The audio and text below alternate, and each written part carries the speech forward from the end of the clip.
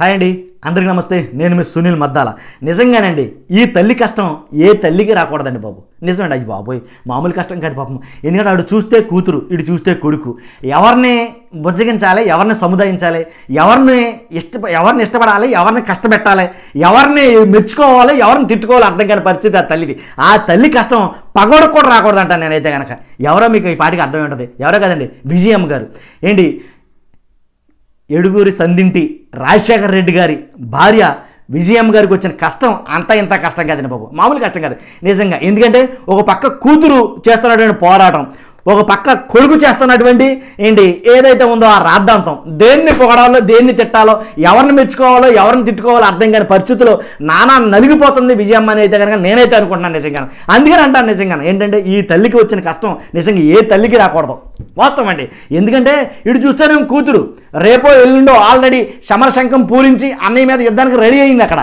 కాబట్టి ప్రచార పర్వం మొదలు పెట్టబోతుంది. కడప నుంచి ఎంపీగా పోటీ చేయబోతుంది. కాబట్టి అమ్మ నన్ను దీవించని తల్లి దగ్గరికి వెళ్ళి నా గురించి ప్రార్థన చేయమ్మా అని అడుగుతుందేమో తల్లిని. అప్పుడు ఏమని చేయాలి ఆవిడ? అప్పుడు ఏమని దీవించాలి ఆవిడ? నిజమమ్మా నీ అన్ని నువ్వు ఓడించని దీవించాలా? నిజమమ్మా నీ అన్ని నువ్వు ఏదేమైనా సరే నీ అన్ని పార్టీని అసలు ఏమీ లేకుండా తుత్తు నీళ్ళుగా తొనతొనలుగా నీ అన్ని పార్టీని నాశనం చేశాయని చెప్పి దీవించాలా? ఏమని దీవించాలి ఆవిడ?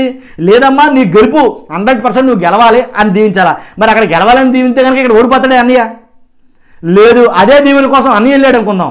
అన్ని వెళ్తే కనుక అమ్మ నన్ను బ్లెస్ అయ్యి, ఎందుకంటే కనుక మరలా నేను రాష్ట్ర ముఖ్యమంత్రి కావాలి అని అడిగాడు అనుకో, మరి అప్పుడు చెల్లి నాశనం అయిపోద్ది అక్కడ. అర్థమవుతుందని చూసే వాళ్ళకి అందరికీ. కాకపోతే ఏంటంటే అన్నయ్యని దీవించాలా చెల్లిని దీవించాలా? అన్నయ్యని దీవిస్తే చెల్లి నాశనం అయిపోద్ది, చెల్లిని దీవిస్తే అన్నయ్య నాశనం అయిపోతాడు. ఏంటి పరిస్థితి? నిజంగా ఎలాంటి ఇరకాటమైన పరిస్థితి ఏ తల్లికి రాకూడదండి. అందుకని నాకు ఎందుకో చెప్పాలనిపించింది 4 మాటలు. కాబట్టి ఒకవేళ ఇద్దరు వెళ్ళి అడిగితే కనుక ఎవరిని బ్లెస్ చేస్తుంది? అసలు తలకాడ కూర్చున్న వాళ్ళు ఒకడో, కాలుకాడ కూర్చున్న వాళ్ళు ఒకడని ఏదో సామెత ఉంటుంది పురాణంలో. కాబట్టి ఎవరు ముందు చూస్తారో, ఎవరిని ముందు ఆశీర్వదించాలి? చెల్లిని ఆశీర్వదింతుందా, అన్నయ్యని ఆశీర్వదింతుందా? అన్నయ్య ఆల్రెడీ తల్లిని చెల్లిని దూరం పెట్టాడు కదా, మరి ఇంకా అన్నయ్యని ఎలా ఆశీర్వదింతుంది? ఆశీర్వదించలేదుగా. కాబట్టి తల్లి మ్యాక్సిమం కూతురునే సపోర్ట్ చేస్తుందని అభిప్రాయం. కాబట్టి అందుకనే కూతురు కూడా ఉంటుంది, కూతురుతో పాటు ఉంది, కూతురుని దీవిస్తుందేమో. ఒకవేళ నిజంగా 100% కూతురుని దీవిస్తే కనుక అన్నయ్యకి అది శాపంగా మారుతుందేమో అనుకోవచ్చు కదా. చెప్పలే కదండి, అమ్మ నువ్వు బాగా గెలవాలమ్మా, 100% నీ మనసులో నువ్వు ఏదైతే అనుకుంటున్నావు అది జరగాలమ్మా అని దీవించింది అనుకో తల్లి. మరి అన్నికి అది శాపంగా మారే అవకాశం ఉంది కదా. కాబట్టి ఎవరైతే జగన్మోహన్ రెడ్డి గారు పాలన ఉందో, ఏదైతే జగన్మోహన్ రెడ్డి గారు ప్రభుత్వం ఉందో అంతా కొప్పుకూలిపోద్దేమో కదా మరి. మరి అలాంటప్పుడు ఏమని దీవిస్తారండి? కాదు, ఇద్దరిది న్యూట్రల్గా ఉంటే కుదరదు. ఎవరికొరికి దీవెన ఇవ్వాలి. ఒకరికి దీవెన ఇస్తే కనుక ఒకరికి శాపంగా మారే పరిస్థితి ఇద్దరిది. కాబట్టి ఎవరిని దీవింతుంది, ఎవరిని శపింతుంది? మీ అమూల్యమైన అభిప్రాయం ఈ విషయంలో తెలుసుకోవాలనుకుంటున్నానండి. అసలు నేను కాదు కానీ చెప్పడం, మీరేం చెప్తారో తెలుసుకోవాలనుకుంటున్నాను. నిజంగా ఎవరిని దీవింతుంది, ఎవరిని ఆశీర్వదిస్తుంది? భలే ఉందని కొటేషన్. మర్చిపోద్దు, ఎవరిని దీవిస్తుంది, ఎవరిని ఆశీర్వదిస్తుంది ఆ విషయం మాత్రం మీరు కామెంట్ రూపంలో తెలియజేయండి.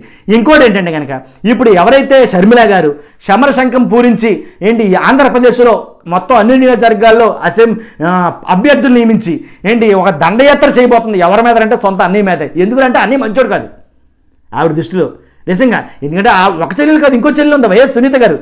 ఈవిడ కలిపి మొత్తం ఒక యుద్ధం అయితే కనుక ప్లాన్ చేస్తున్నారు. కాబట్టి ఏంటంటే మా అన్నయ్య మంచోడు కాదు, మా అన్నయ్య అంతకుడు, మా అన్నయ్య అంతకుని ప్రోత్సహిస్తున్నాడు, మా అన్నయ్యగా మర్చిపోయాడు అంటుంది. కాబట్టి ఎక్కువ దీవెనలు ఎందుకురా అంటే కనుక అందుకనే మా అమ్మ కూడా మా అన్నయ్యని బ్లెస్ చేయలేదు అని చెప్తున్నారు వాళ్ళు. ఇంకోటి ఏంటంటే మా నాన్న ఆశీస్సులు నాకు ఉన్నాయి, మా అమ్మ ఆశీస్సులు నాకు ఉన్నాయి అంటుంది షర్మిల. మరి జగన్మోహన్ రెడ్డికి తల్లిదండ్రుల ఆశీస్సులు ఏమంటారా? లేకుండానే ముఖ్యమంత్రి అయ్యారంటారా? కాబట్టి ఏంటంటే కనుక ఇప్పుడు ఎటు తేల్చుకోలేని పరిస్థితి విజయమ్మది. వాస్తవంగా మాట్లాడకపోతే కొడుకు పాపం విజయమ్మ విషయంలో తల్లి విషయంలో 4-5 దెబ్బలు అయితే కనుక వేశాడండి. ఎలా అంటే, ఒకటి విశాఖపట్నంలో ఆవిడ నుంచో పెట్టడం, అక్కడ ఆవిడ ఓడిపోవడం ఘోర వైఫల్యం అది. తర్వాత ఏదైతే వైఎస్ఆర్సీపీ అధ్యక్షురాలు పదవి ఏదైతే ఉందో దాన్ని తల్లికి కేటాయించడం, అది కూడా 1 నెల 2 నెలల నుంచి మళ్ళీ తీసేయడం, ఇలా కొన్ని అయితే కనుక చవి చూసింది ఆవిడ విజయమ్మ గారు జగన్మోహన్ రెడ్డి గారి దయ వల్ల. కాబట్టి ఎక్కువగా 100కి 90% కూతురు వైపే మొగ్గు ఉంటుంది. అందుకనే ఎక్కువగా కూతురుతోనే కలిసి ఉంటుంది, కూతురుతోనే కనపడుతుంది మీడియాలో కూడా. కొడుకు ఎలాగో దూరం పెట్టాడో లేకపోతే తల్లి దూరం పెట్టిందో తర్వాత విషయం మొత్తానికి ఎలాగైతే అండి దూరం మాత్రం పెరిగింది. అదండి ఈ సందర్భంలో ఒకవేళ ఎన్నికలు ప్రారంభించేటప్పుడు మన ఇష్టదైవాన్ని మనం తలుచుకుంటాం. అట్లీస్ట్ నామినేషన్ వేసే ముందు ఎవరి ఇష్టదైవాన్ని వాళ్ళు తలుచుకుంటారంట, లేదా నామినేషన్ వేసే ముందు తల్లిదండ్రులు దీవెనలు తీసుకుంటారు, అలాగే కుటుంబ సభ్యులతో బ్లెస్సింగ్స్ తీసుకుంటారు. మరి అదే నామినేషన్ వేస్తా అన్నటువంటి వీళ్ళిద్దరు కూడా ఎవరు దీవెన తీసుకుంటారో? ఏమని దీవిస్తుంది నాకు అర్థం కాని పరిస్థితి. అందుకని ఏంటని నాకు తెలియక మిమ్మల్ని అడుగుదామని ఈ వీడియో చేశాను. కాబట్టి నిజంగా వీళ్ళిద్దరు దీవెన తీసుకోవాల్సి వస్తే కనుక, లేదా బ్లెస్సింగ్స్ తీసుకోవాల్సి వస్తే కనుక 100% తల్లి దగ్గర ఎలా తీసుకుంటారు, ఏం జరుగుతుంది? కాబట్టి అంటానండి, నేను పగొడుకు కూడా రాకూడదండి కష్టం, విజయం గారికి వచ్చిన కష్టం. చూద్దాం ఏం జరుగుతుంది అనేది. చూస్తూ ఉండండి, మర్చిపోవద్దు. 100% సబ్స్క్రైబ్ చేయండి, లైక్ చేయండి, షేర్ చేయండి. Thank you.